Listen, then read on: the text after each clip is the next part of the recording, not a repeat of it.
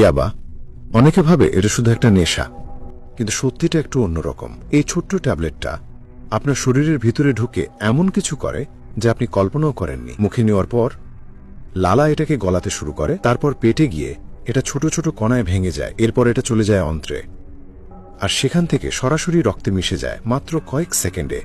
এই কণাগুলো আপনার রক্তের সাথে ভেসে পুরো শরীরে ছড়িয়ে পড়ে। এখন শুরু হয় আসল যাত্রা। রক্তের সাথে ভেসে ভেসে এগুলো পৌঁছে যায় আপনার মস্তিষ্কে। সাধারণত মস্তিষ্কে ঠোকার আগে একটা শক্ত দেয়াল থাকে যেটা খারাপ জিনিসকে আটকায়, কিন্তু ইয়াবার কণাগুলো চুপচাপ সেই দেয়াল পেরিয়ে ঢুকে পড়ে। আর ঢোকার সাথে সাথেই মস্তিষ্কের ডোপামিন হঠাৎ করে অস্বাভাবিকভাবে বেড়ে যায়। এই ডোপামিনই আপনাকে ভালো লাগা, আনন্দ আর আত্মবিশ্বাস দেয়। তাই তখন মনে হয় আপনার শরীরে প্রচুর এনার্জি, মাথা খুব পরিষ্কার, আপনি আনস্টকেবল। কিন্তু এখানেই লুকানো আছে বিপদ। এই শক্তিটা আপনার নিজের না, মস্তিষ্কের ভেতরের সঞ্চয় থেকে জোর করে বের করে আনা শক্তি। এই সময় মস্তিষ্কের কোষগুলো একটানা কাজ করতে করতে অতিরিক্ত চাপের মধ্যে পড়ে। ডোপামিন এত বেশি বের হয়ে যে যেগুলো আবার ভরে ওঠার কথা ছিল সেগুলো ধীরে ধীরে ফাঁকা হয়ে যেতে থাকে। এদিকে শরীরের অন্য জায়গাতেও প্রভাব পড়ে। হৃৎপিণ্ড দ্রুত ধড়ফড় করতে থাকে,